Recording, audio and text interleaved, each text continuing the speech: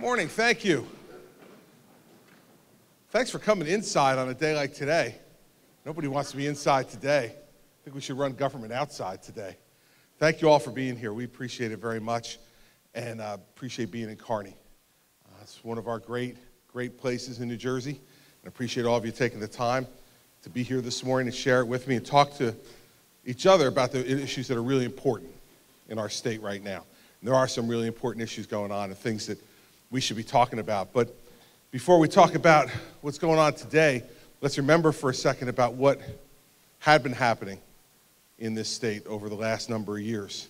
We all felt it, we know it, but I want to remind you, think about when I became governor, the condition our state was in.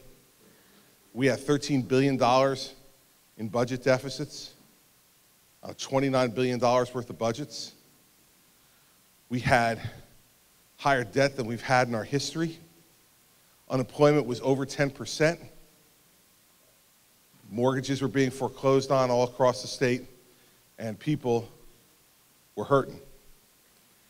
And we were left with a situation where we had taxes and fees at the state level increased over the 8 years before I became governor 115 times. 115 times in 8 years.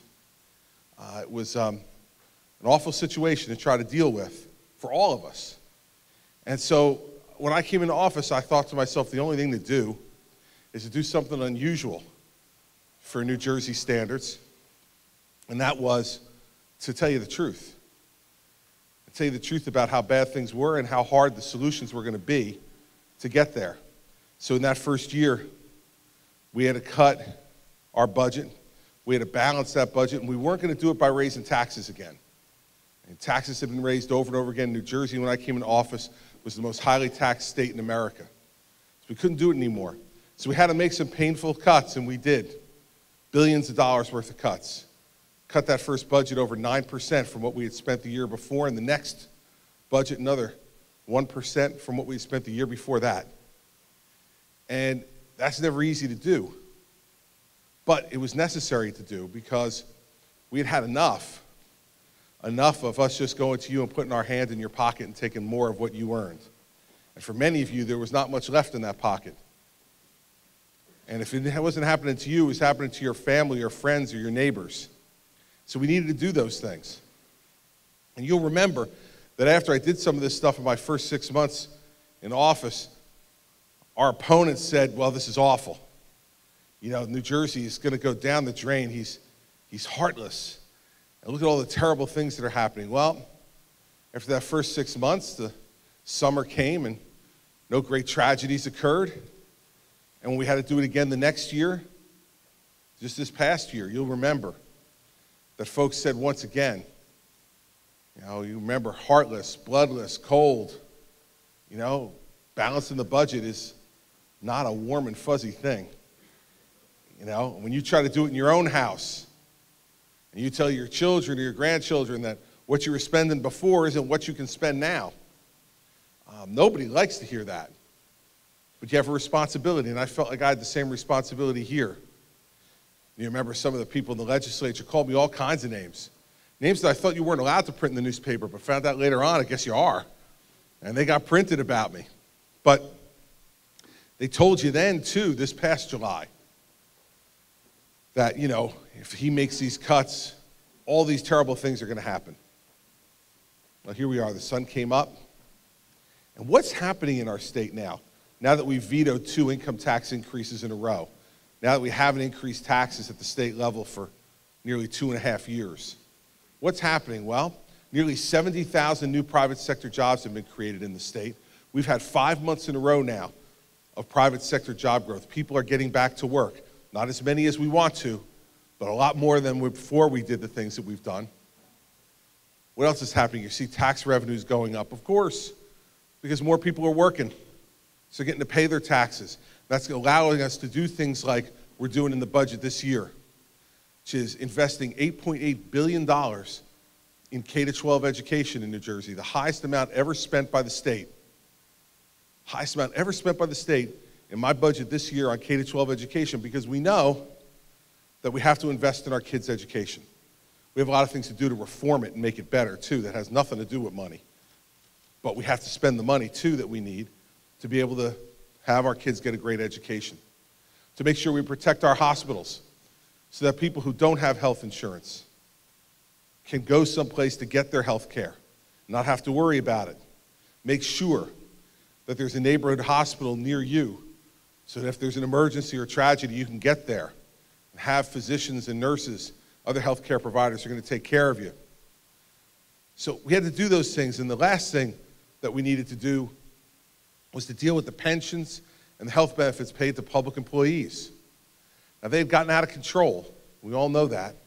It's $54 billion the pension fund was underfunded when I became governor. $54 billion.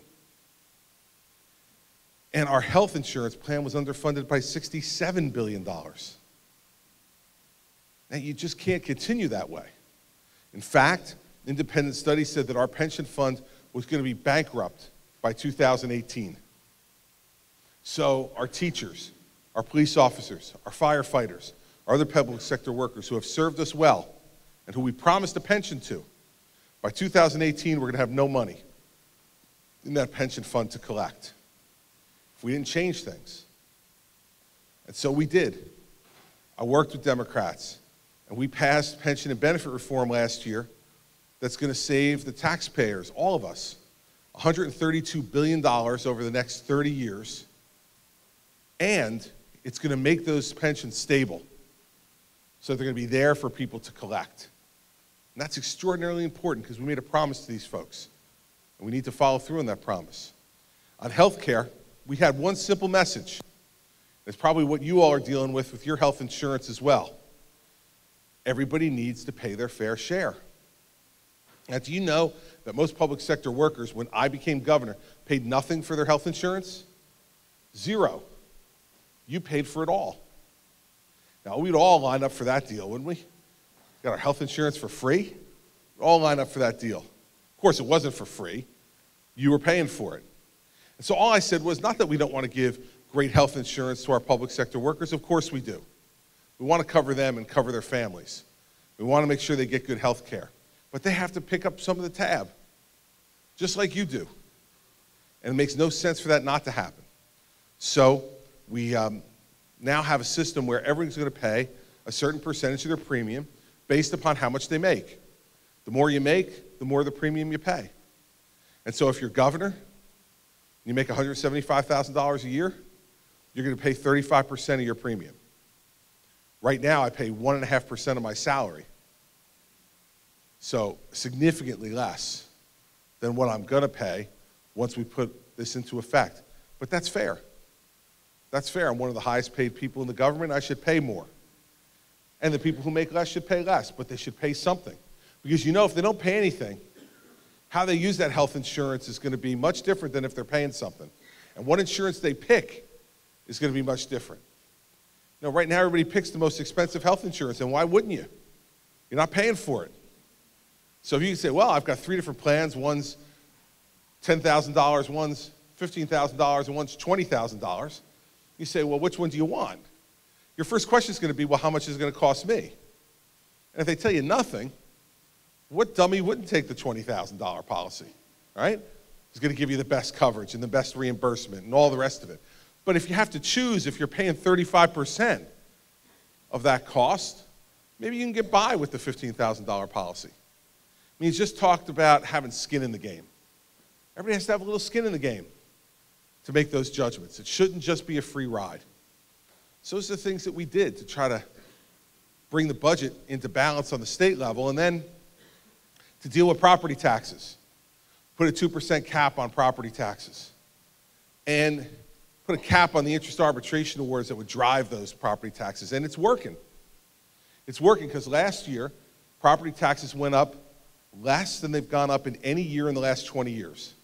An average statewide of 2.4%. Now imagine 2.4%, you still say, well, it's still going up. Well, you're right. We need to make sure that it starts to go down.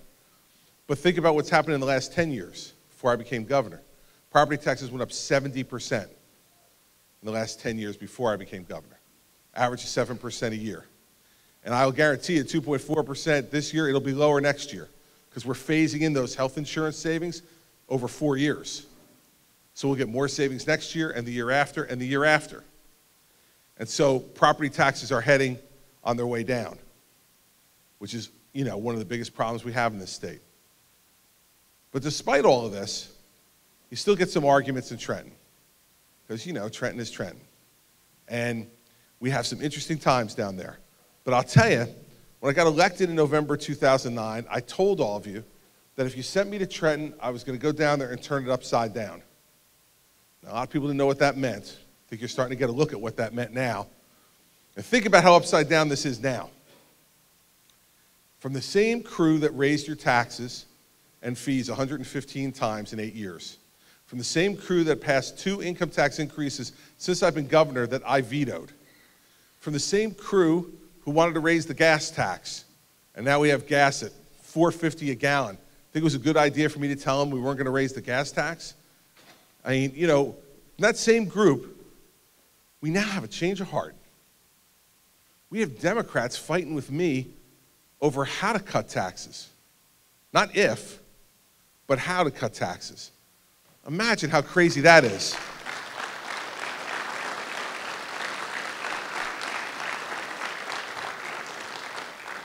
And so I want to cut your income taxes. I want to cut them 10% over the next 3 years.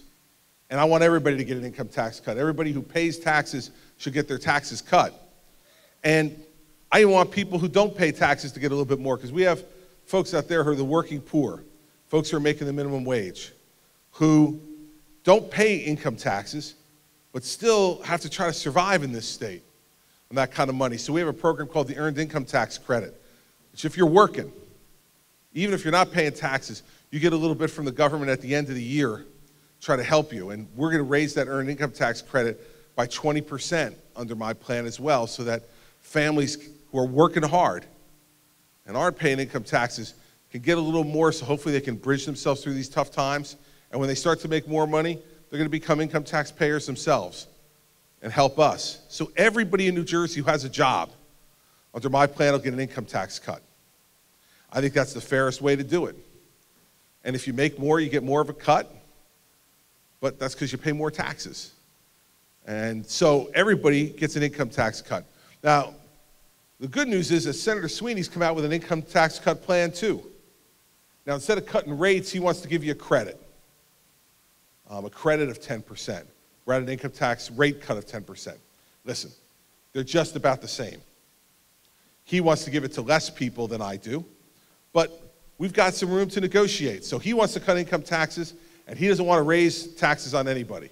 I want to cut income taxes and don't want to raise taxes on anybody. It's only the Democrats in the Assembly who have decided they want to raise income taxes on some people and cut income taxes for other people. And I say, why do we want to do that? Why do we want to raise taxes on small business just when we're starting to come into this recovery? Why do we want to take more money out of the pockets of small business people when they could keep that money and spend it on hiring new employees, opening up a new store, investing in their business? And so they'll get it, because the Senate President and I aren't going to raise taxes. And so without us, the Assembly can't do much of anything. So we're going to see, here's the good news for all of you. I'm convinced that this year in New Jersey, that you're going to see tax cuts for the first time in more than a decade. You really need them. You deserve them. You've worked hard. You sacrificed with me to get there. I'm going to make it happen this year.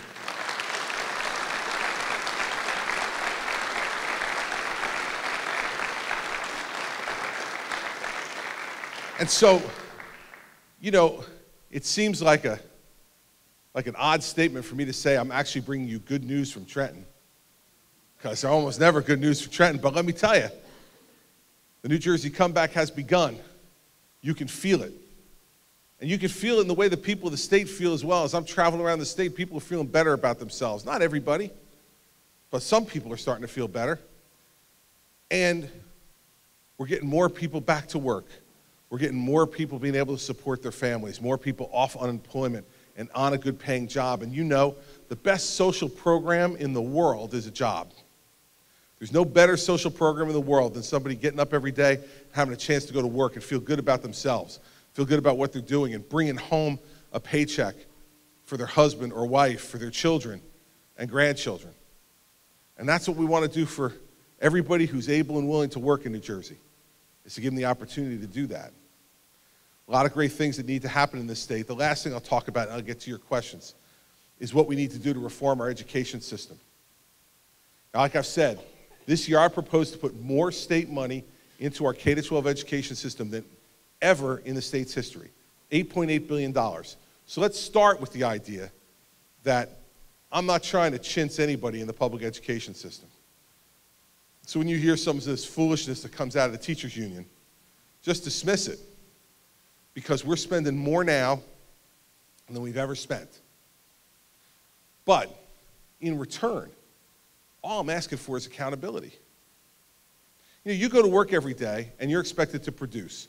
Whatever your job is, you're expected to produce for your company, for your business. And at the end of every year, I'm sure you're evaluated. And your boss, whoever that is, looks at you and says, let's see what kind of year you had. And if you had a good year, you keep your job. If you had a great year, if the business is doing well, maybe you even get a bit of a raise. What happens in teaching, though? In teaching, one of the real sins is the great teachers don't get any more money than the ineffective ones. Now, it's the only place in American life where we don't reward people for how well they do. We just reward people for getting out of bed in the morning. See, because the longer you stay, the more money you make. It doesn't matter whether you're doing great or whether you're doing okay or whether you're doing poorly. If you get out of bed in the morning and you show up, you get more money. That's the only place in American life where this happens. So all I'm saying is let's do a few things. First of all, I have no problem with teachers having tenure to be protected from political firings or retaliatory firings, discriminatory firings. They shouldn't be subjected to that. But they also shouldn't be guaranteed a job for life after 3 years and 1 day, no matter how they're performing in the classroom. And so let's make tenure something that you got to earn and continue to earn.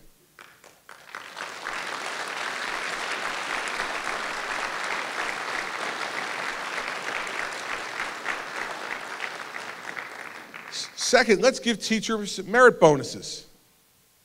Let's give them merit bonuses. If you're doing particularly well, why shouldn't you make more? I mean, you know, it doesn't make any sense to me to have a system that gives no consideration for merit, gives no consideration for achievement. And you know what teachers union will tell you? The teachers union will tell you that if we go to that, it will kill camaraderie in the schools.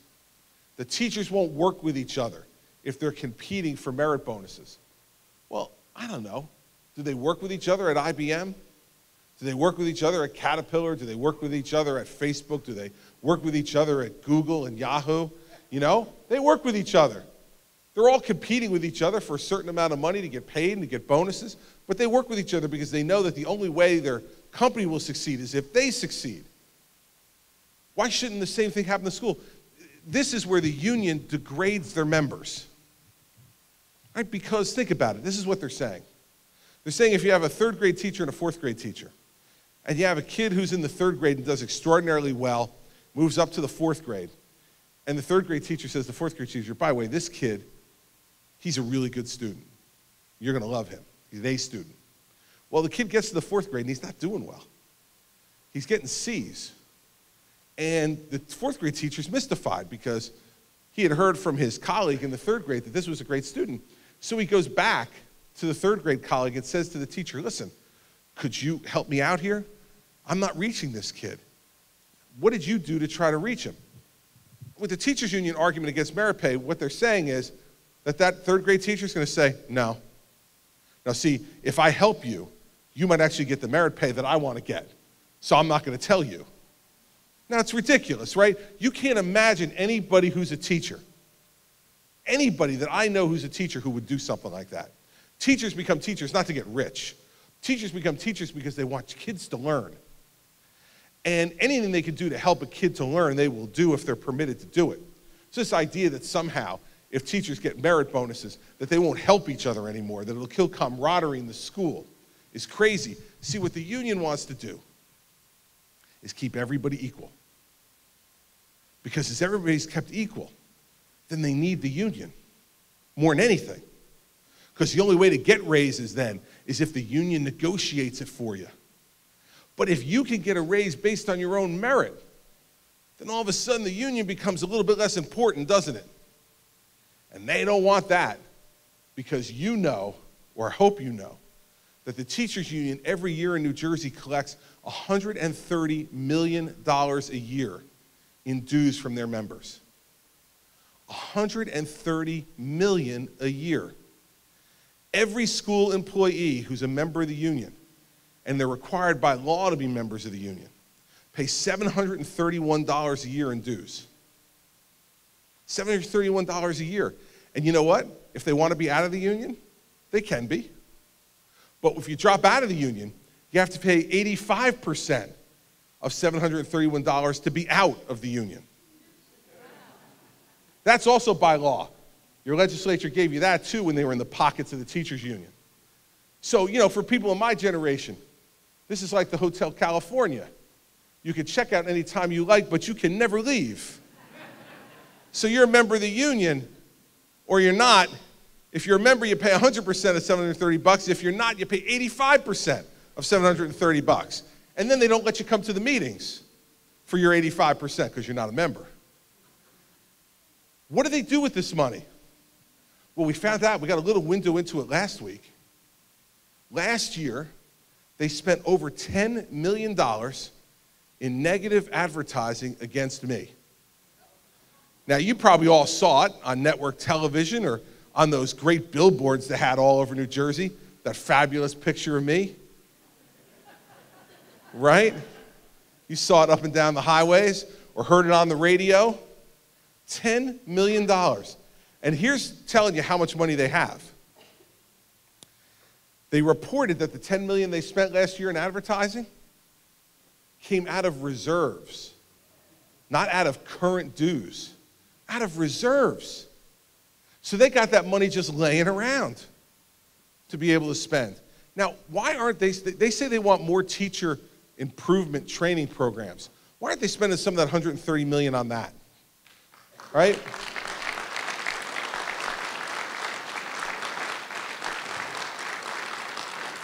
They want better health care for teachers. Spend some of that $130 million on that. They want a stronger pension system. Spend some of that $130 million on that. But they don't spend any on that. They want to improve teacher salaries.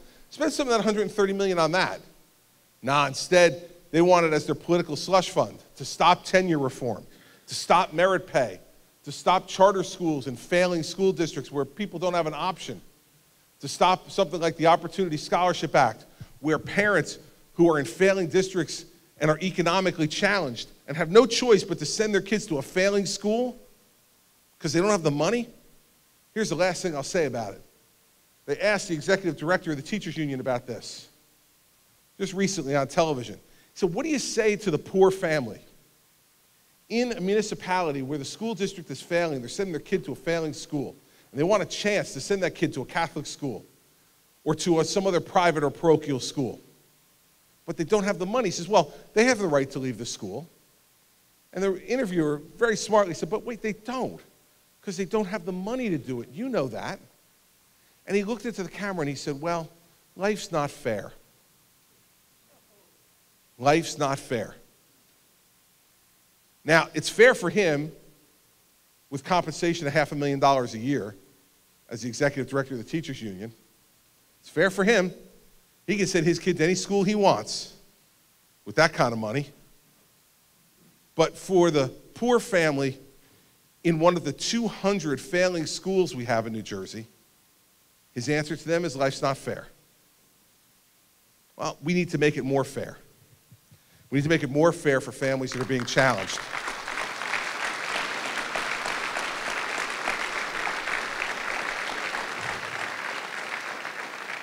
So we're going to have a fight over the next few months about school reform, and we need to have it. And I'm going to be loud about it, and I'm not always going to be polite. But you know what? I need to fight for you. That's what you sent me here for.